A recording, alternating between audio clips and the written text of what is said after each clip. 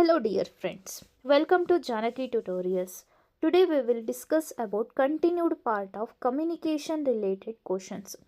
So ನಮ್ಮ ಚಾನಲ್ನ first time ನೋಡ್ತಾ ಇದ್ದರೆ ಪ್ಲೀಸ್ ಸಬ್ಸ್ಕ್ರೈಬ್ ಮಾಡಿ. ಇದು ರಿಲೇಟೆಡ್ ನಾನು ನೋಟ್ಸ್ ಎಲ್ಲಾನು ಟೆಲಿಗ್ರಾಮ್ ಚಾನಲ್ನಲ್ಲಿ ಶೇರ್ ಮಾಡಿರ್ತೀನಿ. ಟೆಲಿಗ್ರಾಮ್ ಚಾನಲ್ ಡಿಸ್ಕ್ರಿಪ್ಷನ್ನಲ್ಲಿ ಈ ಲಿಂಕ್ನ ನಾನು ಶೇರ್ ಮಾಡಿದ್ದೀನಿ, ಜಾಯ್ನ್ ಆಗಿ, ಓಕೆನಾ. ಸೊ ಈ ಚಾನಲ್ ಒಳಗಡೆ ನಾನು ಆಲ್ರೆಡಿ ಆ್ಯಪ್ಟಿಟ್ಯೂಡ್, ರೀಸನಿಂಗ್ ಹಾಗೆ DI ರಿಲೇಟೆಡ್ ಕ್ವಶನ್ಸ್ನ ಸಾಲ್ವ್ ಮಾಡಿದ್ದೀನಿ. 2023 ಹಾಗೂ 24 KSET ಪೇಪರ್ 1 ಕ್ವಶನ್ ಪೇಪರ್ನ ಇನ್ ಡೀಟೇಲ್ ಆಗಿ ಸಾಲ್ವ್ ಮಾಡಿದ್ದೀನಿ. ಅದೇ ಥರ teaching aptitude, research aptitude related chapter wise NET ಹಾಗೂ KSET ಎಕ್ಸಾಮ್ಸ್ ಒಳಗಡೆ ರಿಪೀಟ್ ಆಗಿರೋ ಕ್ವಶನ್ಸ್ನ ಸಾಲ್ವ್ ಮಾಡಿದ್ದೀನಿ, ಅದು ಕೂಡ in detail ಆಗಿನೇ.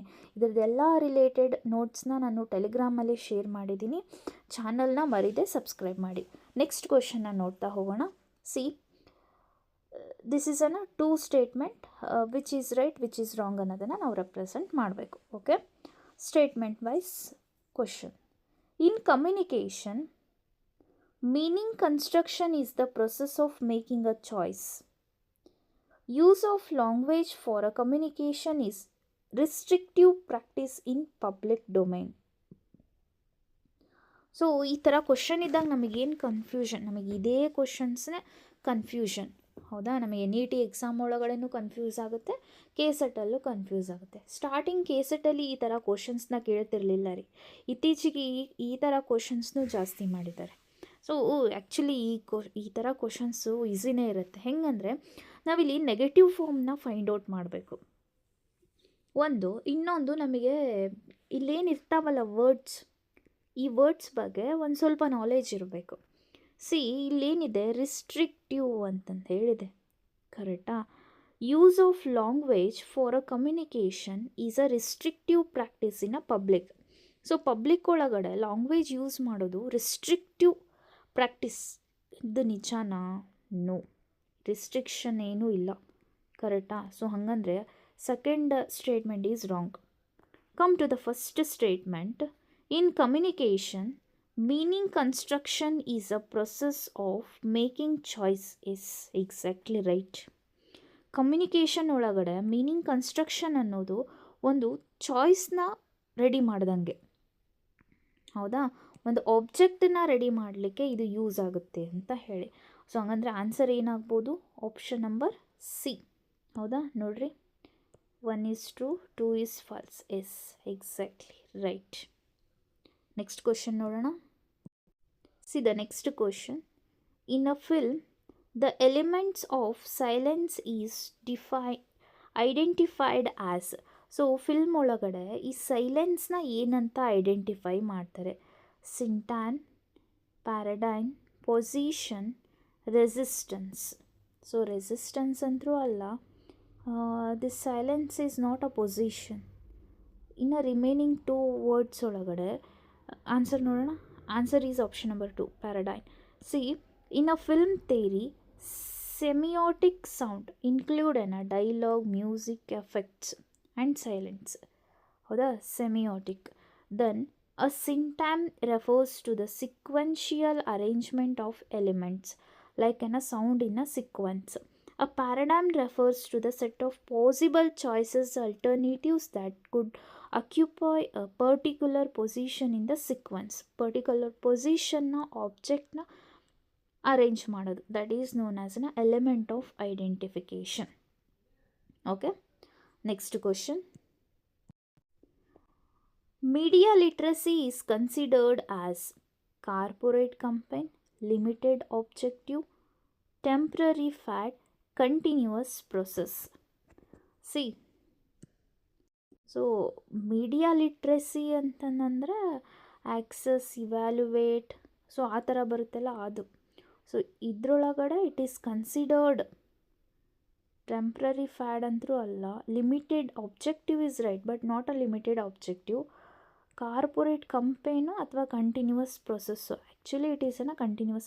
S, 4th option is a right, continuous process. See, media literacy involves ability of access, analyse, evaluate, create and act. ಇದು ಇಂಪಾರ್ಟೆಂಟಾ, ನೆನಪಲ್ಲಿ. landscape is constantly evolving with the new technologies, platforms and forms of a content. Okay, next question ನೋಡ್ತಾ ಹೋಗೋಣ. See, which of the following are the type of implicit memory? Implicit memory ಯಾವ್ಯಾವು? Semiotic memory, procedural memory, priming, episodic memory, classical conditioning effects. So answer ನೋಡ್ಬಿಡೋಣ. Option number 3. See, first, memory is broadly divided into the explicit and implicit memory. Explicit means declarative, implicit means non-declarative. Explicit memory involves a concise recall of facts and events and includes semantic memory. Episodic memory, experiences. See, implicit memory involves the influences on behavior without concise awareness recall. See, procedural memory, like type of implicit memory. Priming where exposure to one stimulus influences responses to a subsequent stimulus without concise guidance in another form. See ಏನಂದರೆ ಇದು explicit ಒಳಗಡೆ ಇರೋದು ಯಾವ್ಯಾವು ಅಂದರೆ ಒಂದು episodic memory, then personal experiences, ಹೌದಾ, A and D. A and D ಯಾವುದು explicit ಒಳಗಡೆ ಕೇಳಿದ ಕ್ವಶನು ಇಂಪ್ಲಿಸಿಟ್. ರಿಮೈನಿಂಗ್ ಆಪ್ಷನ್ಸ್ ಏನಿದಾವಲ್ಲ ಅದೇನಾಗುತ್ತೆ ಆನ್ಸರ್ ಆಗುತ್ತೆ B C E. Okay, next question. See, communication based U G C N E T 2023 shift 1ನಲ್ಲಿರೋ questions. The audiences of digital media are affected by limited geographical area, fragmentation, passive messages, identity crises. See, ಇದರಲ್ಲಿ ಒಂದು word ಏನೋ ಹೊಸದಾಗಿ ಕಾಣಿಸ್ತಿದೆ, which is that fragmentation. Fragmentation ಅಂತಂದರೆ see ಆನ್ಸರ್ನೇ ನೋಡ್ತಾ ಬಂದ್ಬಿಡೋಣ. Answer is a fragmentation. Digital media offers a vast area platform, channels, content, sources. See, like on a website, social media, streaming services that leads to an audience fragmentation where audiences are dispersed across numerous niche platforms rather than consuming mass media collectively ಅಂತ ಹೇಳಿದೆ, ಹೌದಾ. So ನೋಡ್ಕೊಳ್ರಿ ಒಂಥರ fragmentation means it allows channels, medias, social networks that is known as fragmentation ಅಂತ. So digital media ಈ ಫ್ರಾಗ್ಮೆಂಟೇಷನ್ನ allow ಮಾಡುತ್ತೆ ಅಂತ ಹೇಳಿ. Okay, in a films closeups are termed as proactive paradigms, static paradigms, visual paradigms, altered paradigms. See the answer, that is option number 3, visual paradigms. Listen here, similar to the analysis of sound, visual elements in a films are analyzed using semiotic concepts. Camera shots, this set of a possible shows choices of constitutional paradigms, like specifically paradigm means specifically a visual paradigm. So ಒಂದ್ಸತಿ ಎಕ್ಸ್ಪ್ಲೇಷನ್ನ ನೋಡ್ಕೊಳ್ರಿ. Next question. Which of the following are the distinguishable feature of Buddhist concept? ಈ Buddhist concept ಬಗ್ಗೆ ಇತ್ತೀಚೆಗೆ ಹೊಸ ಕ್ವಶನ್ಸ್ನ ಕೇಳಿದ್ದಾರೆ, ನೋಡ್ಕೊಳ್ರಿ ಒಂದ್ಸತಿ. Buddhist concept of communication. So Buddha ಯಾವ ಥರ ಕಮ್ಯುನಿಕೇಟ್ ಮಾಡ್ತಿರ್ತಾನೆ, ಓಕೆನಾ, ಅವನ ಫೀಚರ್ಸ್ ಇವೆಲ್ಲ. ಆನ್ಸರ್ಸ್ ಏನಿದ್ದಾವೆ, unidirectional, process oriented, competitiveness, creation of meaning, behaviour centred. See, Buddhist ಅಂತಂದರೆ ಅವ ಜಾಸ್ತಿ ಮೌನಕ್ಕೆ, ಸಮಾಧಾನ, ಸೊ ಈ ಥರ ಬರ್ತವೆ ಕೆಟಗರಿ, ಹೌದಾ. ಫೈಟಿಂಗ್ ಎಲ್ಲ ಬರಲ್ಲ ಇದ್ರೊಳಗಡೆ. ಹಾಗಿದ್ರೆ ಫಾರ್ಮಲ್ ವೇದೊಳಗಡೆ ಹೋಗ್ತಿರ್ತೈತಿ ಇವ್ರ ತತ್ವಗಳು, ಹೌದಾ. ಫಸ್ಟ್ ಆಪ್ಷನ್ ಏನಿದೆ, ಯೂನಿಡೈರೆಕ್ಷನಲ್ ಅಂತ ಹೇಳಿದೆ. So this is wrong. ಯೂನಿಡೈರೆಕ್ಷನಲ್ಲಲ್ಲಿ ಇರಲ್ಲ. ಹಾಗಾದರೆ ಆಪ್ಷನ್ ನಂಬರ್ 1 ರಾಂಗ್ ಆಗುತ್ತೆ. Then it is a process of oriented. Exactly it is an oriented process.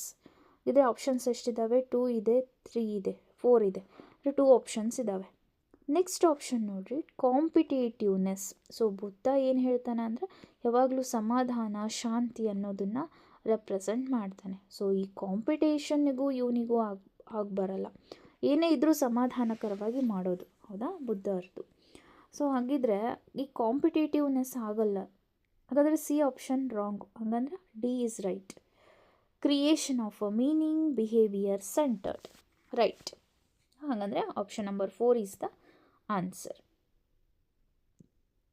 Next question, last question. Given below are the 2 statements. Those are the words communication, community, communion are etymological related. As human society developed more and more simple system of communication emerged.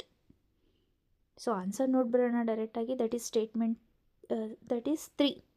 Statement 1 is right, 2 is incorrect. ಇಲ್ಲಿ ನೋಡ್ತಾ ಹೋಗೋಣ. Etymology is an study of word origin. So ಇದೇನು? Study of word origin. Okay, the words communication, community and communion all shares an a common Latin root communis, meaning of a common. That is shared ಅಂತ ಅಂದಂಗೆ. ಹೌದಾ? C ಈ etymological first option ಇದೆ ನೋಡ್ರಿ, ಏನಿದೆ? Communication, community, communion are then etymological related. Yes, it is right. Next second ಏನಿದೆ? As a human society developed more and more simple system of communication emerged. More and more simple system ಅಂತ ಹೇಳಿದೆ. See the explanation. As a human society developed, they faced an increasingly complex social structure, technology, ideas. See, these all are the complexities. But ಇಲ್ಲೇನು ಕೊಟ್ಟಿದ್ದಾರೆ? See ಇಲ್ಲೇನಿದೆ? As a human society developed more and more simple system ಅಂತ ಹೇಳಿದೆ.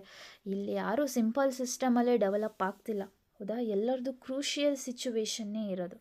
That's why option number 2 is a wrong answer. See, so ನಮ್ಮ ಚಾನಲ್ನಲ್ಲಿ ನಾ ಆಗಲೇ ಹೇಳ್ದಂಗೆ paper 1 related aptitude, reasoning, DI questions, then question ಪೇಪರ್ಸ್ನು ಸಾಲ್ವ್ ಮಾಡಿದ್ದೀನಿ. ಓಕೆನಾ? ಸೊ ನೆಕ್ಸ್ಟ್ ಏನಪ್ಪ ಅಂತಂದರೆ ಟೆಲಿಗ್ರಾಮ್ ಚಾನಲ್ ಒಳಗಡೆ ಇಂಪಾರ್ಟೆಂಟ್ ಸೊಲ್ಯೂಷನ್ಸ್ ಕೂಡ ನಾನು ಹಾಕಿದ್ದೀನಿ. Question papers, previous year question ಪೇಪರ್ಸ್ನೂ ಹಾಕಿದ್ದೀನಿ. ದೆನ್ ನಿಮಗೆ ಅದರ್ ಇನ್ಫಾರ್ಮೇಷನ್ ಬೇಕು ಅಂದ್ರೂ ಅಪ್ಡೇಟ್ ಮಾಡ್ತೀನಿ. ಓಕೆ, ಸೊ ನಮ್ಮ ಚಾನಲ್ನ ಸಬ್ಸ್ಕ್ರೈಬ್ ಮಾಡಿ. Thank you.